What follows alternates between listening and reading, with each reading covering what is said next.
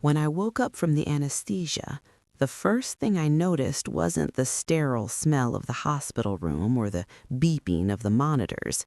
It was the emptiness in my chest, a hollowness that whispered, "Something is wrong." I tried to sit up, but my nurse gently pushed me back down. "Take it easy, Mrs. Coleman," she said. Her voice was soft, but I didn't hear her. My mind was already racing ahead, imagining every possible scenario that could explain the panic that had lodged itself in my chest. I had come in for a routine surgery, nothing life-threatening, just something that needed attention. I had spent weeks prepping, arranging care for my 2 teenagers, making sure the house was in perfect order, because that's what I always did. I never imagined that while I lay in that hospital bed, the life I had built, brick by brick, could be quietly dismantled by the man I trusted most. Robert had always been the kind of husband people envied, charming, dependable, the one who brought me flowers on Tuesdays for no reason at all. Our home was filled with memories, our children's laughter bouncing off the walls, my grandmother's old clock ticking steadily in the hallway, the smell of my baking drifting from the kitchen every Saturday morning. I had loved that house, loved it. Every corner, every creaking floorboard held pieces of our life together. But that love didn't protect me from betrayal. I first suspected something was off the day before my surgery. Robert was unusually distant. When I asked him to help me pack my overnight bag, he smiled, but there was a tension in his eyes, a hesitation I hadn't seen in years. "Don't worry, honey," he said. "I've got everything under control." It was the way he said it, like someone who had a secret, like he was rehearsing lines he hoped I wouldn't see through. At the time, I brushed it off. Stress, I told myself. He was probably just worried about me. The surgery itself was uneventful, and I drifted in and out of sleep, the sterile white lights above my bed blending with dreams I didn't remember. It wasn't until the 3rd day, when I was finally allowed a brief visit from Robert, that the weight of reality started to settle in. He came in carrying flowers, but something about the way he placed them on the bedside table felt performative, staged. I reached for his hand. "How are you holding up?" I asked, trying to keep my voice steady. "I'm fine, love," he said, but his eyes darted to the side, to a corner of the room where nothing was. That tiny movement, so slight I almost missed it, lodged in my mind like a splinter. I wanted to ask him what was wrong, but I was weak, tethered to the IV line, my voice lost somewhere between pain and exhaustion. The first hint that something was seriously wrong came when my daughter, Amber, called me from home. Her voice was trembling. "Mom, there's something weird with the house." "What do you mean?" I asked, alarm immediately replacing my haze of pain medication. It's gone, Mom. The lockbox, everything. Someone's changed the locks. There's a note from the bank. They sold the house." I laughed at first, laughed because the words were absurd. "Sold the house?" I whispered. My throat was dry. "That's impossible. Robert wouldn't." But Amber's voice broke through my denial. "Mom, it's true. The bank said your name's not on the deed anymore. They transferred everything to Robert's name before this all happened." I don't even remember how I got through the rest of the day in the hospital. Nurses were talking to me, asking if I needed more pain medication, but I barely heard them. I kept staring at the ceiling, imagining the place where my children had taken their first steps, where I had celebrated every birthday, every holiday, every quiet Sunday morning with Robert, just sitting together drinking coffee. Gone. It didn't make sense.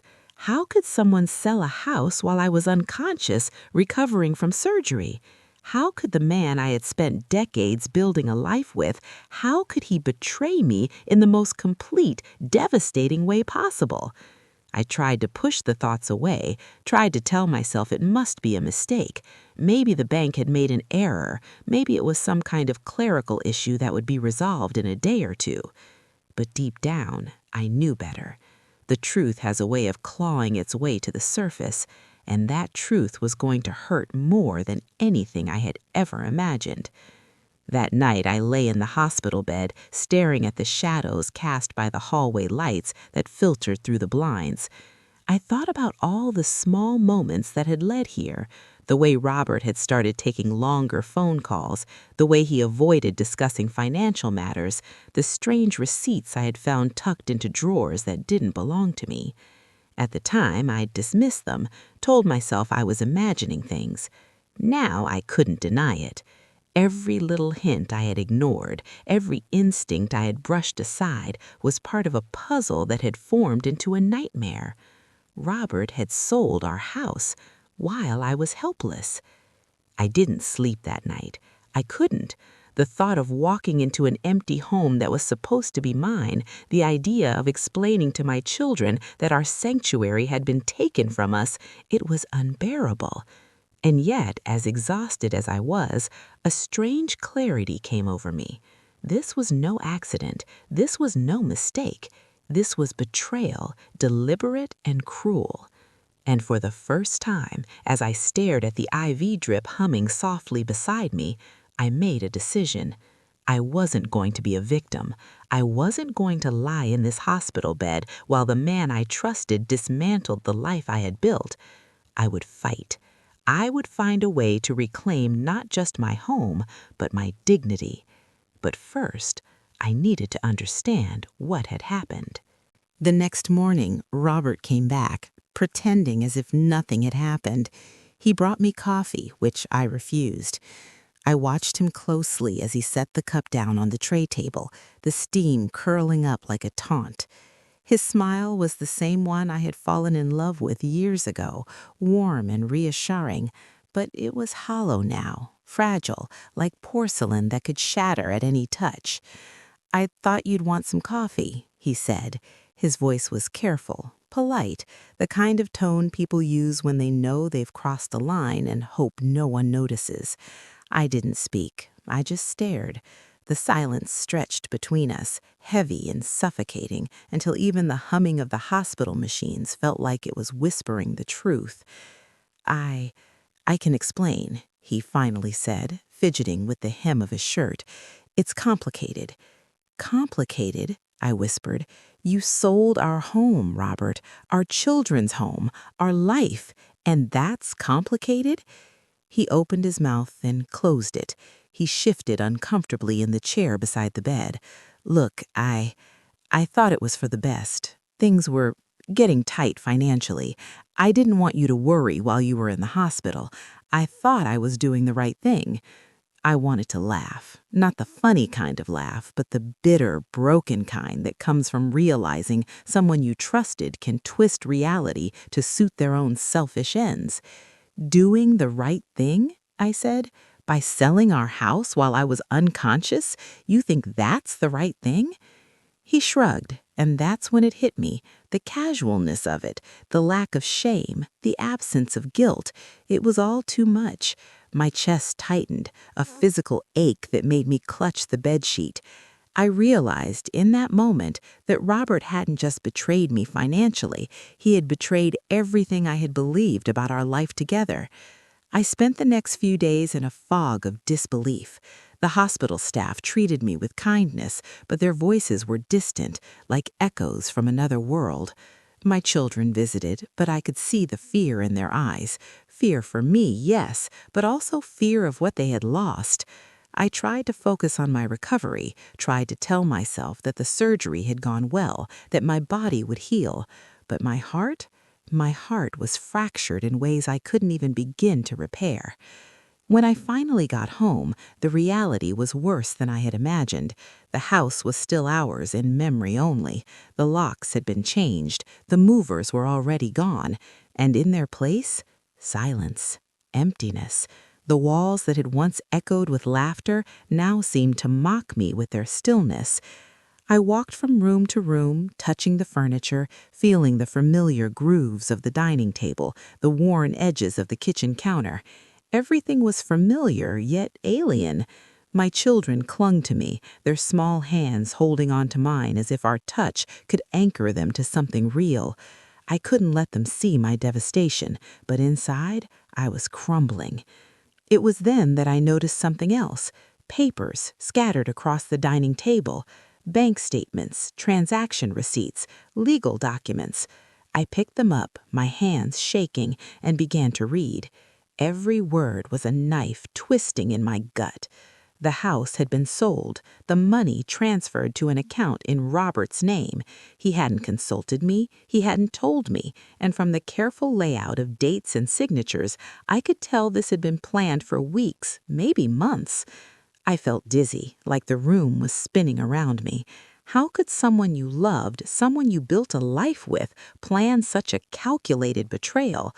I thought about every conversation we had had, every smile he had given me, every promise we had made, and I realized they were all lies. I remember sitting down at the kitchen table, gripping the edge until my knuckles turned white, and feeling a wave of anger rise inside me.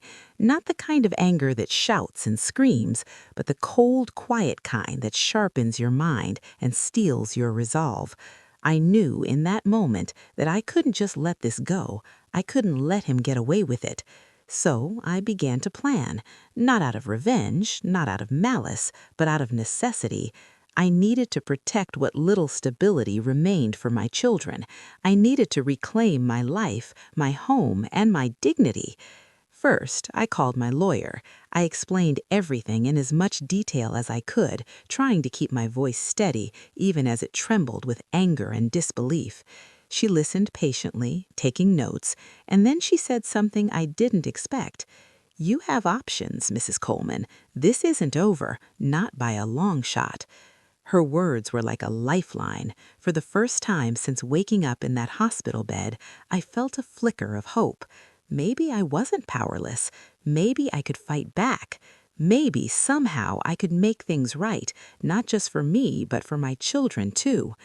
That night, after my children had gone to bed, I sat alone in the quiet house that was no longer mine. I could hear the wind rattling the windows, the distant hum of traffic outside, and the echo of my own heartbeat. I thought about all the small details that had made our house a home: the creak of the stairs, the smell of freshly baked bread, the sun streaming through the living room windows in the morning. I thought about what Robert had taken from us, and the weight of it nearly crushed me. But somewhere under the weight there was a spark, a small, stubborn flame of determination that refused to be extinguished. I whispered to myself, barely audible, "You won't get away with this." And in that moment, I realized something else. This wasn't just about the house. It was about trust, about respect, about the life we had promised each other. And if Robert thought he could erase all of that while I lay helpless, he had another thing coming, because I was about to start fighting back. The days that followed were a blur of phone calls, meetings, and quiet investigation. I wasn't angry in the loud, explosive way people imagine betrayal manifests. No, my anger was slow, simmering, like a pot left on the stove. It fueled me. Every time I thought about Robert walking freely, pocketing what belonged to us, laughing as if nothing had happened, my resolve strengthened. I started small. I dug through old documents, tax papers, mortgage statements.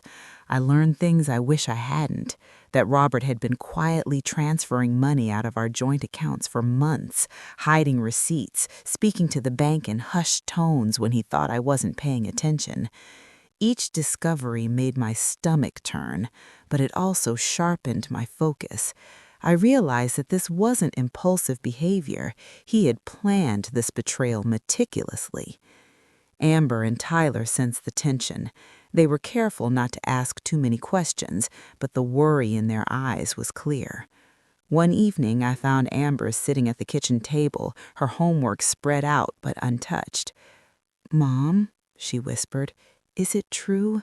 Did Dad—" I looked at her, trying to keep my voice calm. "Yes, baby, it's true. But we're going to get through this, I promise." Tyler, sitting across from her, fiddled with the zipper on his backpack. How? He just sold everything. I reached across the table and took both of their hands. We fight. We don't let him take everything we've built. Not just the house, not our peace, not our dignity. They nodded, but I could see the confusion, the hurt. I hated that they were learning about betrayal at such a young age. It shouldn't have been their burden. But life doesn't wait for us to be ready, and sometimes you have to step up even when your heart is breaking. The lawyer suggested we start by freezing any remaining joint assets and reviewing the sale documents. She assured me that Robert couldn't just erase me from our lives without consequences. But even with legal protection, I knew the emotional toll would be heavy. I had to prepare myself for confrontation. Not yelling, not screaming, but something far more powerful. Calm, precise, undeniable truth. And then came the first confrontation. I remember the morning clearly. I had requested Robert come to the house for a family meeting, phrasing it carefully so he wouldn't suspect my full awareness of his actions. When he walked in, smiling as if we were just having a normal conversation, I felt the old pang of something familiar, a reminder of the man I had married, but I pushed it aside, letting the weight of my resolve fill the space instead. "Good morning," he said, glancing around the empty living room, now stripped of its previous warmth. "I brought coffee." I didn't reach for it. I let it sit on the counter, a symbol of normalcy that no longer existed. "Robert," I said, my voice steady, measured, "we need to talk." He leaned against the counter, the casual stance I knew so well. "About what?" he asked, too calm, too rehearsed. "About the house, about the money, about everything you've done while I was recovering." He frowned. "I don't understand. I did what I thought was best. I was protecting you, protecting the family." "Protecting me?" I echoed, my voice sharp but not shouting. "You sold our home while I was unconscious in a hospital bed. You moved money, changed documents, hid receipts. How is that protecting anyone?" He shifted uncomfortably. For the first time, I saw the flicker of guilt, or maybe fear, behind his eyes. "It wasn't supposed to happen this way," he muttered. I didn't want you worrying." I shook my head, letting the disbelief settle like a weight in the room. "Robert, this isn't about worrying. This is about trust. This is about respect, and you have thrown both away." He opened his mouth, probably to defend himself, but I cut him off. "I've contacted the lawyer. All the documents have been reviewed. The bank can't keep you from me. You're not getting away with this." For a moment he said nothing, just stared at me, a man realizing that the quiet woman he underestimated was far from powerless. I could feel the shift in the room, the tension hanging like a storm cloud. I didn't think you'd figure it out so quickly," he finally said, voice tight, almost recognizable. I walked slowly toward him, my steps deliberate. "I always notice, Robert. I notice the small things, the subtle changes. I notice when something doesn't feel right, and I've spent the last week putting the pieces together. You should have known I wouldn't stay blind." He looked away, and I knew that the fight wasn't just going to be about documents or money. It was about exposing the truth, about making sure the world saw the betrayal for what it was, not in anger or malice, but in clear, undeniable clarity. The confrontation ended without violence, without shouting, but with a promise, a silent promise from him that the game had changed, and a louder, more resolute promise from me that I was no longer the woman lying in a hospital bed, helpless, trusting blindly. I was awake now, fully, painfully awake. That night, I sat in the living room, the darkness settling around me, and let myself finally feel the storm inside. Anger, heartbreak, disbelief, they all mingled together, but underneath it, there was something else, a quiet strength I hadn't realized I possessed. I thought about what my mother used to say, Sometimes the house doesn't make my home. The people, the love, the memories, that's what matters. And no one can take that away without your permission. I understood now, and I wasn't going to give him that permission. Not now, not ever. The following days were tense. Every call from the bank, every meeting with the lawyer felt like stepping into a battlefield. I had never seen Robert like this. He was defensive, distant, always trying to charm his way out of accountability. But I didn't let it faze me. I had built my own armor, forged from weeks of sleepless nights and meticulous research. One evening, as I sat at the kitchen table reviewing statements, Amber came up behind me, her arms wrapped around my shoulders. "Mom," she whispered, "are we going to be okay?"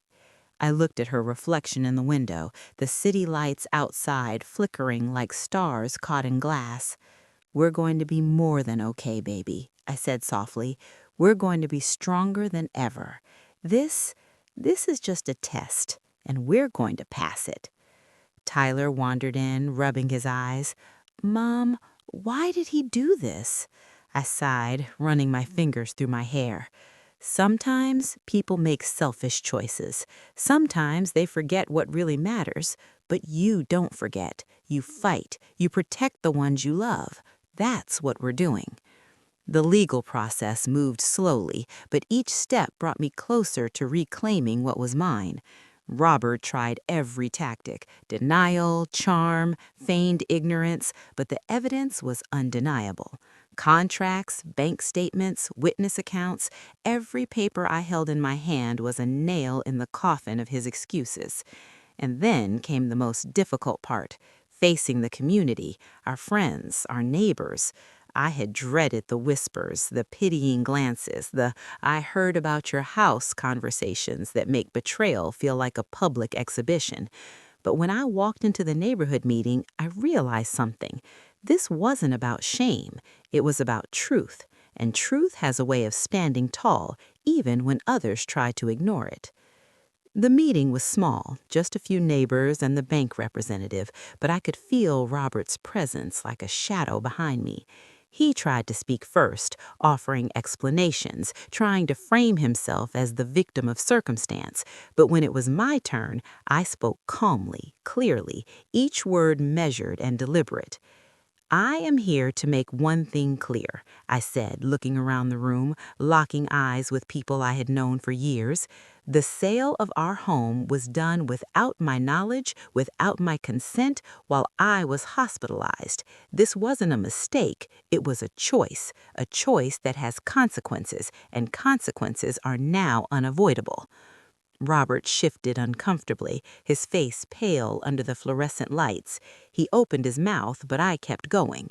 I laid out the timeline, the evidence, every subtle detail he had hoped would remain hidden.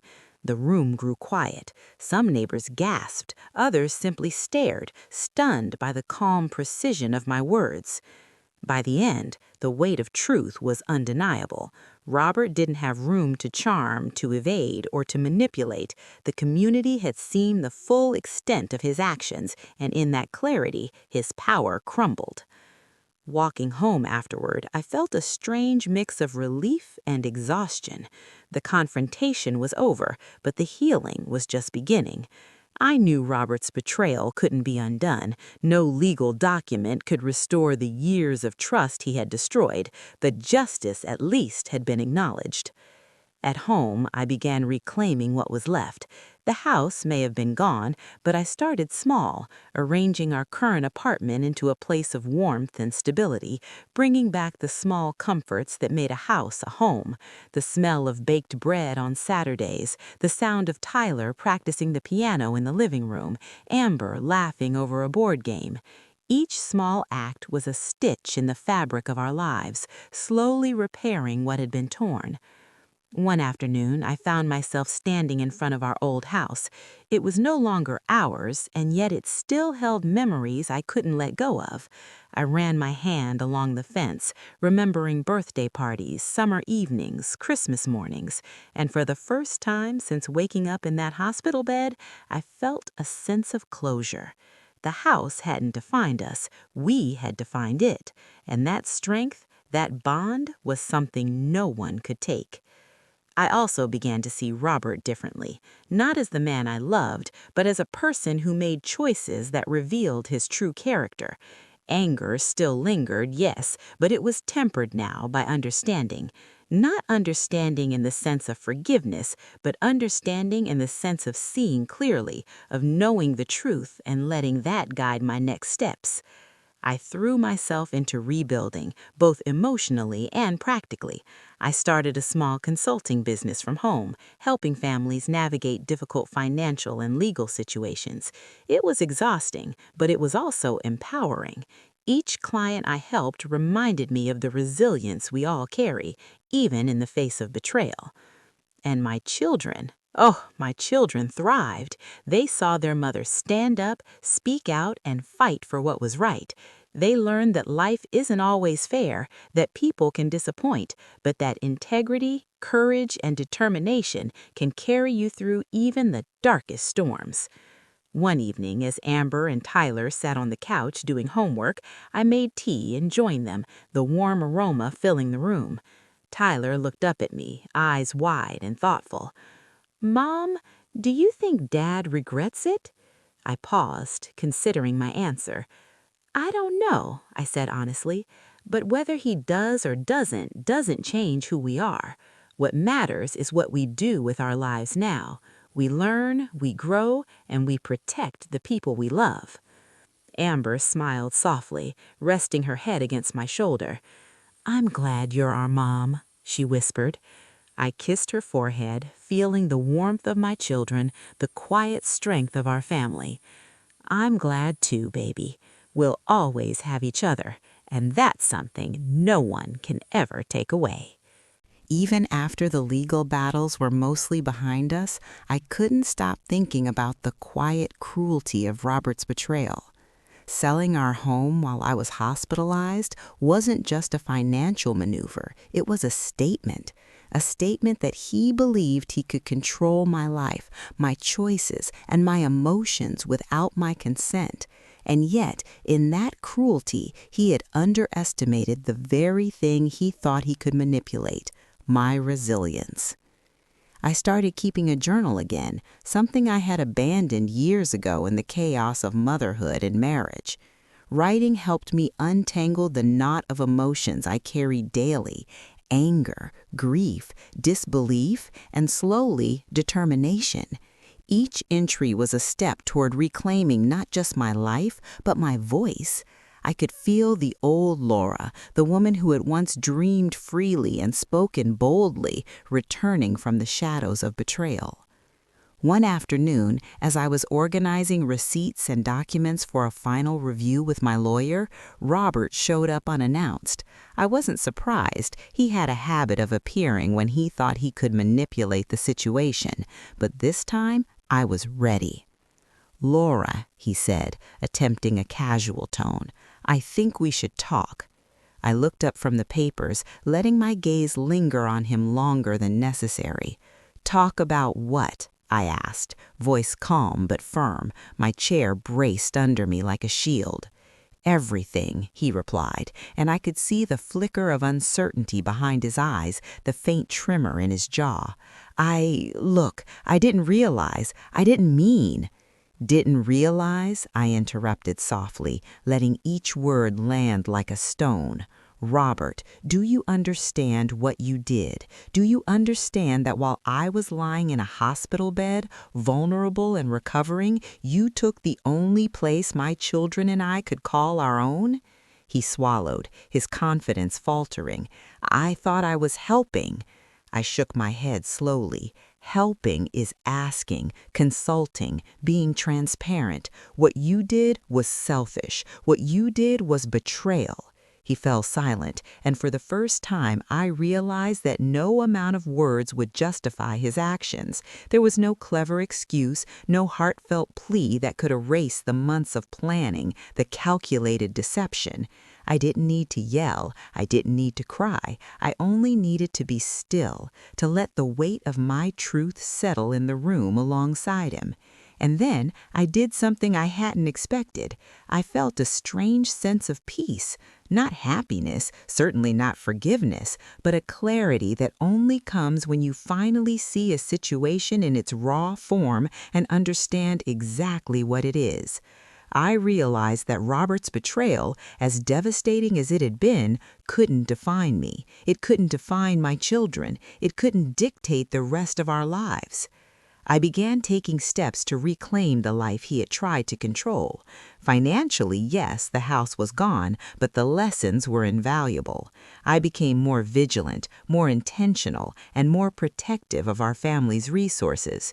I knew now that trust, while precious, had to be tempered with caution. I started setting up separate accounts, keeping a careful record of transactions, and teaching Amber and Tyler about responsibility and awareness in a way that didn't feel like fear, but like empowerment. Emotionally, I rebuilt too. I surrounded myself with friends and family who reminded me who I was. Sunday dinners with my mother, laughter-filled afternoons with close friends, quiet nights of reflection with a journal and tea. These small moments stitched together the frayed edges of my life.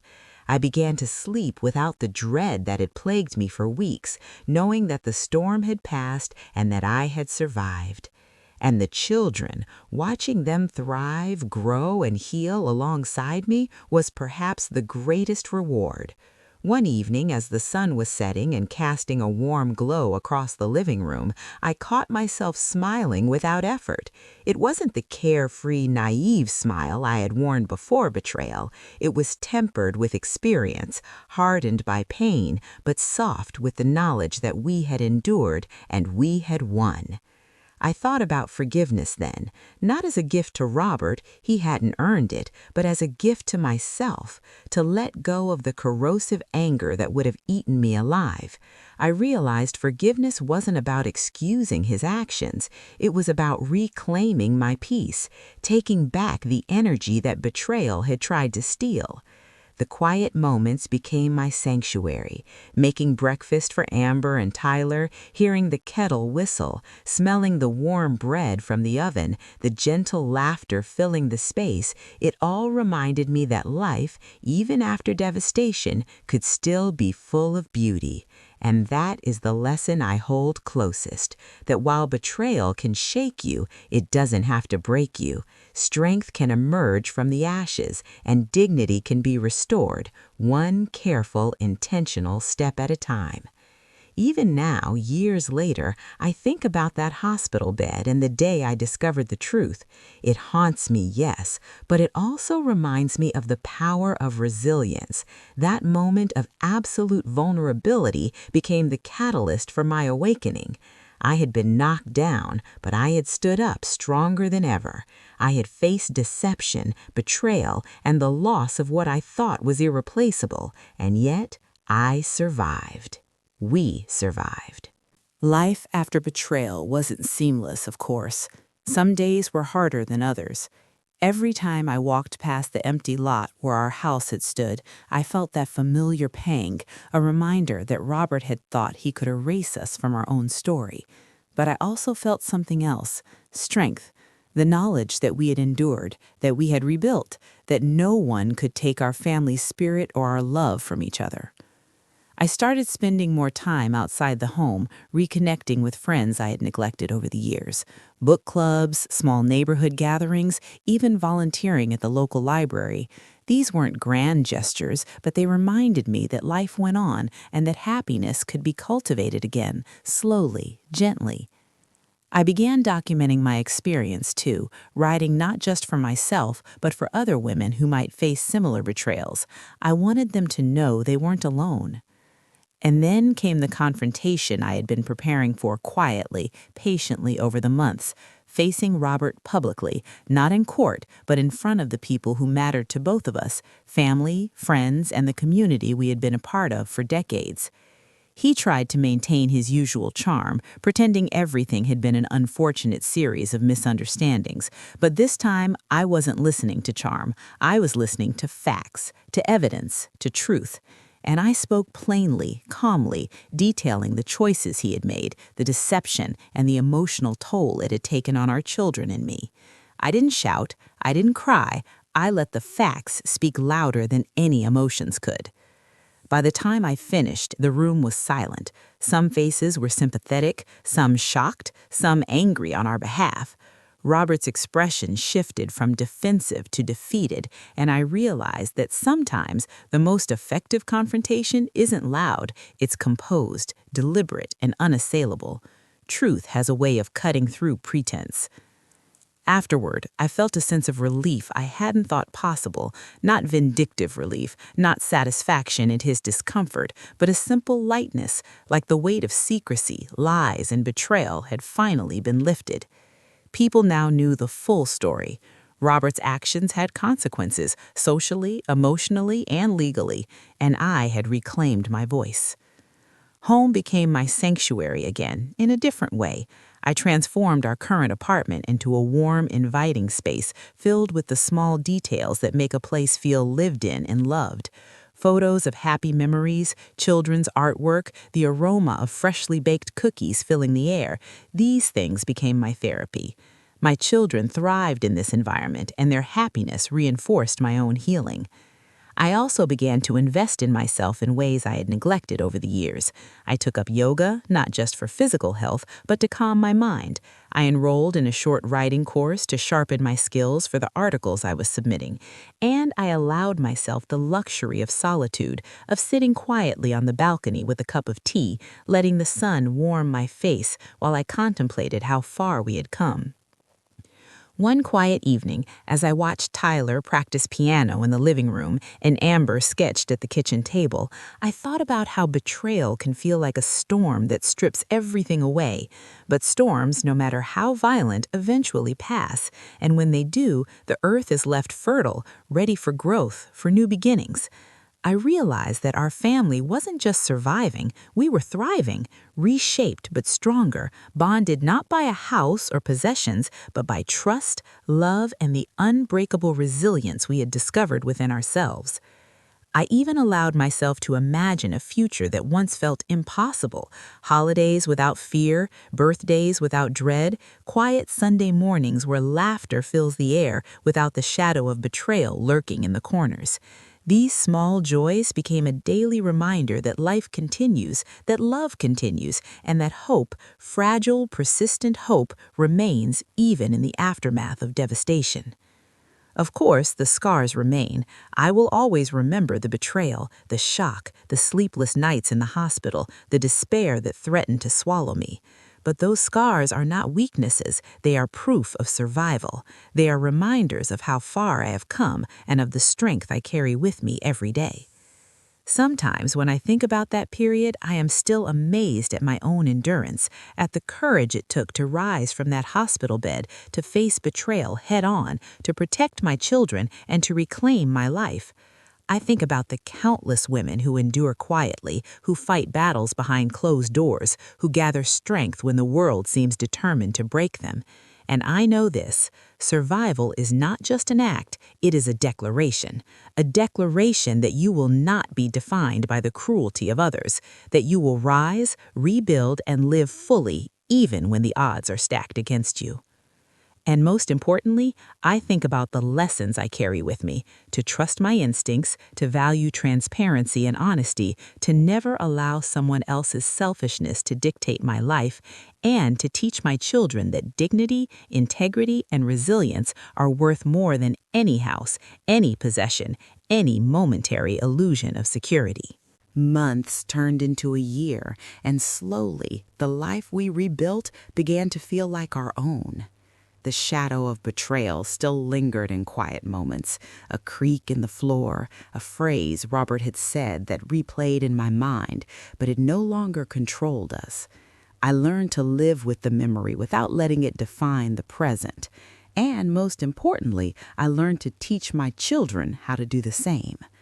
Amber became more confident in school, sharing her thoughts in ways she hadn't before, and Tyler poured himself into piano, pouring emotion into every note. I watched them grow with a sense of pride I hadn't felt in months. I realized that no house, no matter how beautiful or familiar, could replace the lessons they were learning from this experience: resilience, discernment, and the value of a strong, principled parent. I also began to reflect on myself in ways I hadn't allowed before. For too long, I had defined my identity through the roles I played: wife, mother, homemaker. But now, after betrayal, after heartache, after loss, I realized that I was more than the sum of my roles. I was capable of standing alone, of making tough decisions, of asserting my rights, and of living fully despite the mistakes of someone I once trusted implicitly. Robert faded from our daily lives. Legally, he was held accountable, and socially, the truth of his actions followed him. There was no dramatic confrontation, no vindictive spectacle. Justice had been served quietly, and that, I realized, was far more powerful than any public humiliation. He had lost the trust that he could never regain, and in that loss, I found closure. One afternoon, I decided to visit the old neighborhood where our house had stood. I walked the familiar streets, feeling the breeze on my face, listening to the distant laughter of children playing, and I felt something unexpected: peace. The house itself was gone, replaced by new construction, but the memories weren't tied to the wood or the bricks. They were tied to me, to my children, to the life we had built together, and to the lessons we had learned along the way. I knelt on the soft grass where our garden had been and closed my eyes. I could almost smell the roses I had planted, the sweet scent of my children's lemonade stand in the summer, the faint aroma of our Sunday morning breakfast wafting from the kitchen. Those memories were mine. Robert could take the house, but he could never erase those moments, the love, the lessons, or the bond we shared. Back home, I continued building our life piece by piece. I hosted small dinners for friends, reconnected with family, and pursued projects I had put aside for too long. I even started mentoring women who had experienced betrayal, sharing my story not as a cautionary tale, but as a testament to resilience. Each conversation reminded me of the power we hold when we refuse to be defined by someone else's choices. And yet, amidst the reconstruction of our lives, I never forgot the quiet, vital lesson: trust your instincts. When something feels wrong, it often is. Protect what is yours, financially, emotionally, and spiritually. But also, never underestimate your capacity to rebuild, to recover, and to flourish in the aftermath of pain. There were quiet moments, too, the kind that feel almost sacred. Amber and I baking cookies in the afternoon sun, Tyler practicing piano in the living room, the three of us sitting together at the kitchen table laughing over a board game. It was simple, but it was life, and life, after all, is the greatest triumph over betrayal. I began to write more seriously, chronicling the journey from shock and despair to understanding, strength, and growth. My words became a lifeline for others, for women who felt trapped by deceit, by loss, or by the cruelty of those they loved. I wanted them to see that even in the darkest moments, there is a path forward, a way to reclaim dignity, hope, and purpose. Even now, when I think back to that day in the hospital, the day I woke up to find the life I knew had been stolen, I feel the sting of betrayal, but I also feel the fire it ignited within me. It was the catalyst that forced me to see clearly, to act decisively, and to take control of my own destiny. I had learned that while we cannot always control the actions of others, we can control our response, and that response can define the rest of our lives. And so we continue, my children and I. We laugh more freely now, we plan more boldly, and we live more intentionally.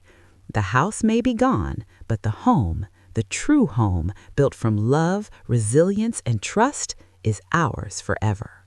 As time went on, I noticed subtle changes in myself that I hadn't expected.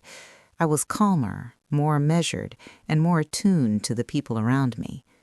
The trail had taught me patience, but also vigilance. I listened more closely to my instincts, paid attention to the small inconsistencies in behavior, and became more deliberate in my decisions. Where I had once assumed goodwill, I now balanced trust with awareness, and that balance became a shield. One Saturday morning, as I was tidying up the apartment, Amber ran to me with a bundle of papers. "Mom, look!" she exclaimed, her eyes shining. She had been working on a school project about family history, and she had written down stories about our old home, the birthdays, the holidays, even the small, ordinary moments that had made it so special. I sat down beside her, reading each word carefully. A lump formed in my throat. She had captured the essence of what I had feared lost forever. "Amber," I whispered, "these are beautiful. Thank you for keeping our memories alive." Tyler peeked around the corner, holding a small photograph he had drawn. "I made this too, Mom. It's our house, the one we can never go back to, but the one we remember." I hugged both of them, feeling the warmth of their love wrap around me like a protective cocoon. The house had been gone for a year, maybe more, but the home, the family, the laughter, the shared history was alive in us. It never left. And in that moment, I realized that our bond was stronger than any brick or mortar, stronger than any betrayal. Still, life had its practical demands. I had to ensure that Robert couldn't continue to interfere in our lives. Legal matters, financial oversight, and property rights became a part of my daily reality for months. But even as I dealt with those matters, I noticed something extraordinary. Each task I completed, each obstacle I overcame, strengthened my confidence. I had been pushed to my limits, yet I had survived. More than survived, I had flourished. Friends began noticing the change in me, too. "Laura, you seem different," one of my closest friends said over coffee one afternoon. "There's a quiet strength about you now. You've been through a lot, haven't you?" I smiled, sipping my coffee. "Yes, I have, but sometimes life has a way of showing you who you really are, and I've learned that strength doesn't always roar. Sometimes it whispers, steady and unwavering, guiding you through the storm." Even Robert's attempts to contact me had diminished. He had realized that charm and denial no longer worked. The community had seen the truth, the courts had acknowledged the legality of the betrayal, and his power over me had evaporated. That, more than anything, was liberating. I was free from the fear, the manipulation, and the silent control he had once exerted over my life. One evening, as the sun dipped below the horizon and painted the sky in shades of amber and gold, I sat on our balcony with a cup of tea, reflecting. Tyler's laughter echoed from the living room. Amber hummed a tune softly to herself, and I felt the quiet contentment that only comes after storms pass. I thought back to that first moment in the hospital, the moment I realized everything could be taken from me. And yet, here I was, standing, rebuilding, nurturing my children, and reclaiming my life. The betrayal, the shock, the heartache, they had shaped me, but they hadn't broken me. I was whole again, perhaps in a different form, but whole nonetheless. I started journaling more deliberately, sharing my story online with other women who had experienced similar betrayals. Messages poured in, women thanking me, telling me that my courage gave them hope. And with each message, I felt a renewed sense of purpose. My experience, painful as it had been, could now help others navigate their own storms. It became a mission to show that betrayal does not define a person, that resilience can be cultivated, and that dignity is something we can reclaim no matter what has been taken from us. Amber and Tyler often sat beside me during these writing sessions, curious and attentive. "Mom," Amber asked one day, "do you think we'll ever be afraid of losing something again?" I thought carefully, considering my answer. I said, "There's always a chance we'll face hardship, but fear isn't the point. It's what we do with our strength when challenges come. We grow, we adapt, and we protect what matters most, our family, our love, and our integrity. Tyler nodded thoughtfully. "I think we're strong now," he said. I smiled, pulling them close. "Yes, we are, stronger than ever." And in that quiet, sunlit room, filled with the ordinary sounds of life, the hum of the refrigerator, the soft scrape of pencil on paper, the distant bark of a neighbor's dog, I felt a profound sense of peace. The betrayal that had once threatened to undo me had paradoxically become the crucible in which my strength was forged. I knew that life would continue to bring challenges. I knew that loss and disappointment were inevitable in one form or another. But now I had proof deep in my bones that no matter how dark the storm, no matter how deep the betrayal, I could endure, I could rise, and I could rebuild with dignity, courage, and love. That night, I kissed my children goodnight, listening to their soft breathing, feeling the warmth of their presence beside me. I thought about the house that was gone, the betrayal that had scarred us, and the journey we had taken to reclaim our lives. And I realized something I had never known before. Even when the world takes everything you think defines you, the true measure of life is what remains within: the love, the resilience, and the unwavering commitment to rise, no matter the odds. The following months brought an unexpected gift: perspective. I began noticing the small victories, the way Amber handled difficult situations at school with calm confidence, the way Tyler approached challenges in his piano practice with determination rather than frustration. I realized that the lessons of betrayal and recovery had seeped into their lives too. They were learning not just from words, but from my actions. They saw that when life tried to break you, you could choose resilience over despair, clarity over confusion, and integrity over bitterness. I also found new rhythm in my own life. Each morning I woke early, brewed coffee, and watched the sunrise spill over the city skyline. It was in these quiet moments, before the children stirred or the phone rang, that I felt the deepest sense of renewal. I reflected on how far we had come, the journey from the hospital bed through the shock of betrayal, the legal battles, and the painstaking process of rebuilding our lives. Every step had been hard, yet every step had taught me something invaluable about strength, perseverance, and the kind of love that cannot be destroyed. One afternoon, I received a letter in the mail, unexpected and deliberate. It was from Robert. I hesitated before opening it, remembering the chaos and pain he had caused, and bracing myself for either an apology or manipulation. When I finally read the words, I felt a quiet satisfaction. He offered no excuses, no pleading, only a factual acknowledgement of his actions and a note stating that he understood our lives would continue without him. I set the letter down, feeling neither anger nor joy. It didn't matter anymore. The validation I had longed for, the sense of justice I had sought, had already been achieved. The real victory wasn't in his admission, it was in the life I had reclaimed, the home we had rebuilt, and the love that thrived despite his betrayal. Amber and Tyler were with me that evening, curious about the envelope. I showed it to them, explaining calmly that this was part of the past. What matters now, I told them, is how we live today. We can choose to carry anger with us, or we can choose to grow stronger, wiser, and kinder. They nodded thoughtfully, absorbing the lesson in their own ways. I realized then that the most profound victories of our journey weren't legal or financial, they were moral and emotional. The ability to rise above deceit, to protect what is dear, and to nurture love in the face of loss, that was the true triumph. I also began to see the value of empathy. Robert's actions had been cruel, yet they were also human.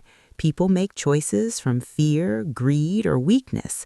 Understanding that doesn't excuse the betrayal, it never will, but it allows you to release the corrosive energy of hatred and focus on rebuilding your own life.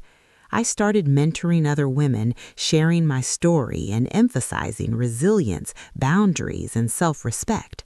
The work became a lifeline, transforming my pain into purpose. One evening, after a long day of writing and mentoring, I sat on the balcony with a blanket wrapped around my shoulders.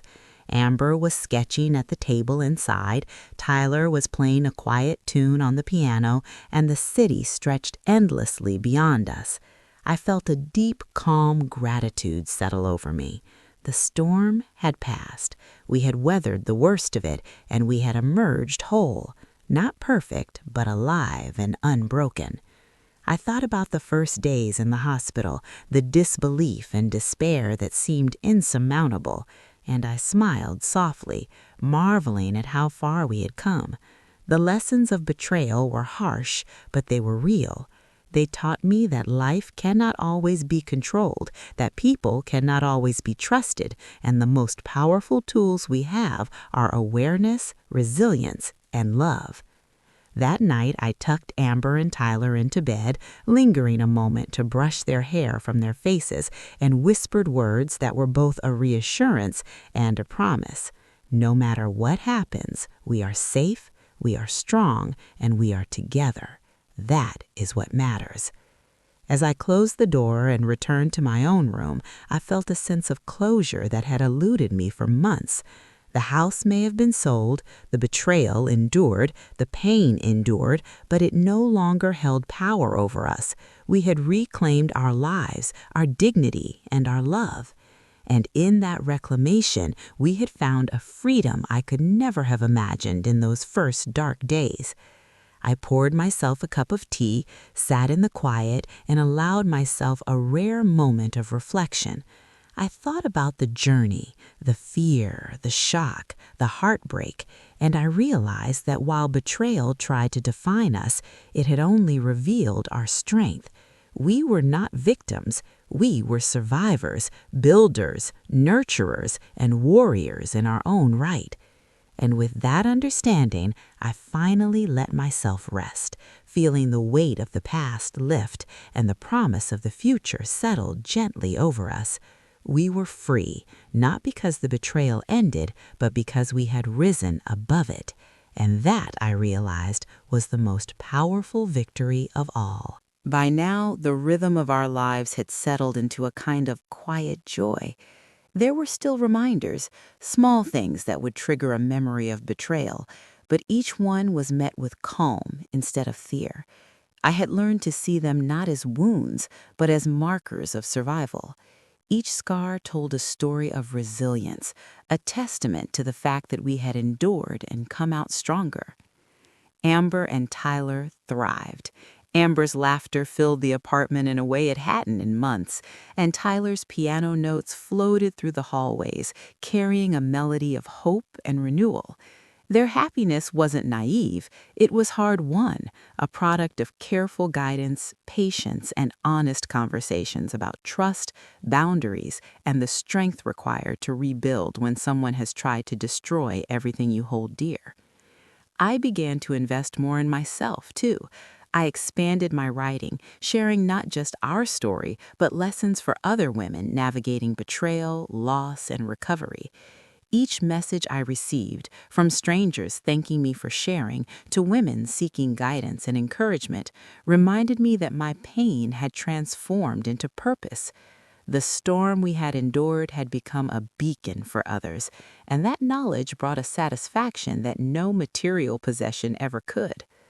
One day I received an unexpected invitation. A local women's group wanted me to speak about resilience and recovery. I hesitated at first.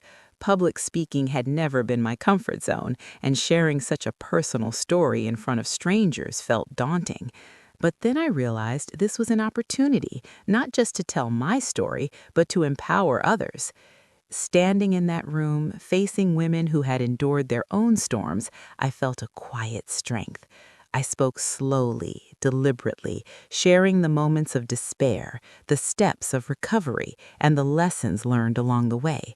I saw nods of recognition, tears of understanding, and eyes shining with hope. In that moment, I understood something profound. Our experiences, no matter how painful, can be transformed into a force for good. Returning home that evening, Amber and Tyler greeted me with hugs and questions about the day. "Mom," Amber said, "you were so brave. I'm proud of you."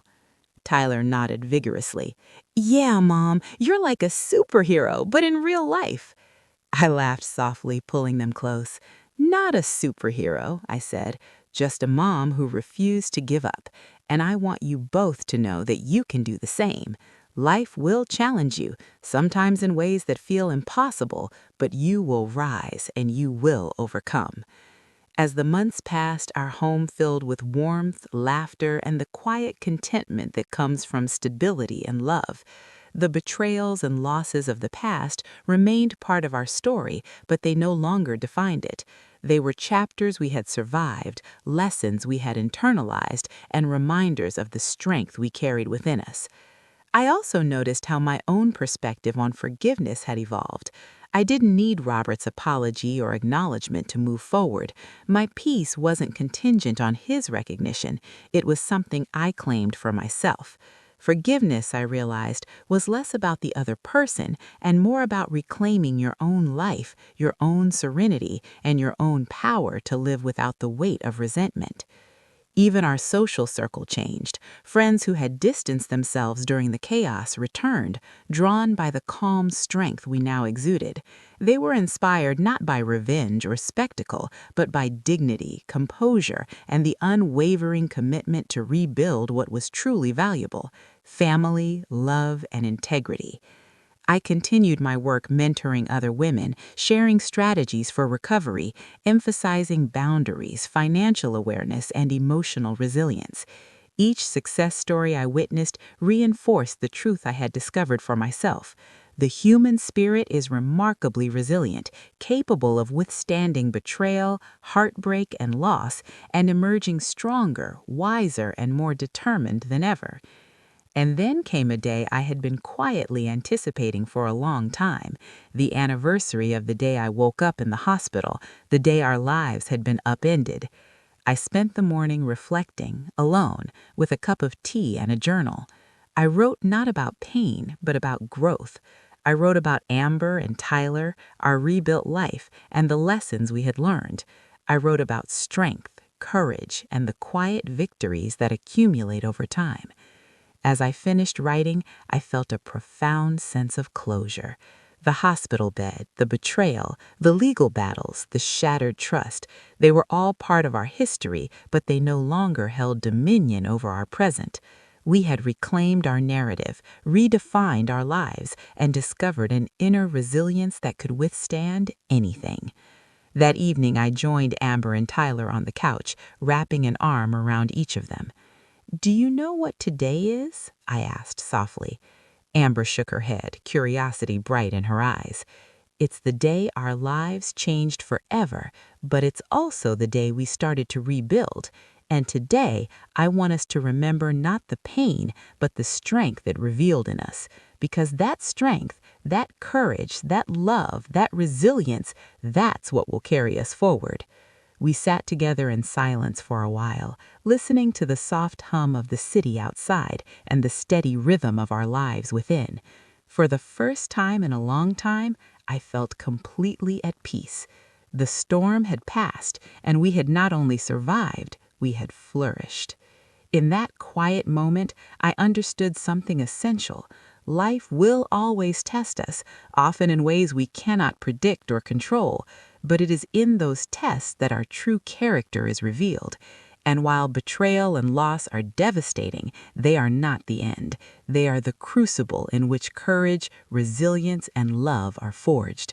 We had endured, we had grown, and most importantly, we had emerged, not perfect, but whole. By the time the following months passed, our life had fully settled into a rhythm I had once thought impossible after Robert's betrayal. Our apartment, once just a temporary space, had become a true home. The walls were filled with the laughter of Amber and Tyler, the soft strains of piano music drifting through the hallways, and the comforting aroma of home-cooked meals. Each day felt intentional, a conscious act of rebuilding not just a physical space, but a life rich in love, trust, and dignity. I often found myself reflecting on the journey, the hospital bed where I had first awakened to betrayal, the endless nights of worry over financial ruin, the legal battles, the heartbreak, and the slow, painstaking process of reclaiming our lives. Each memory was a reminder not only of what had been lost, but of what had been gained: clarity, resilience, and an unshakable sense of self. One evening, as I sat on the balcony with a warm cup of tea, Amber and Tyler busy with homework inside, I felt a deep sense of gratitude. The world outside was bustling, full of noise and distraction, yet here, in this quiet sanctuary we had carved out, there was peace. Not the naive peace of ignorance, but the hard-earned peace that comes from surviving the unimaginable and choosing to move forward with intention. I thought about forgiveness again, not as a gift to Robert, he had long since forfeited that, but as a gift to myself. Forgiveness was freedom. It was releasing the burden of anger, resentment, and pain, and choosing to live fully without allowing past cruelty to control the present or dictate the future. And in that choice, I felt empowered. Amber and Tyler became my constant reminders of hope and continuity. Their laughter, curiosity, and growth were living proof that life could continue beautifully even after heartbreak. I nurtured them not just with meals and guidance, but with lessons of resilience, integrity, and courage. We discussed life openly, talking about trust, boundaries, and how to navigate disappointment without letting it define us. I also became more intentional with my time and energy. I invested in friendships that were genuine, nurturing connections that were built on honesty and respect. I focused on projects that mattered: writing, mentoring other women, and helping families navigate financial and emotional challenges. The work was meaningful, grounding me in purpose beyond personal recovery. And through it all, I realized something profound. While betrayal can take away what is tangible, it cannot steal the strength, wisdom, or love that exists within you.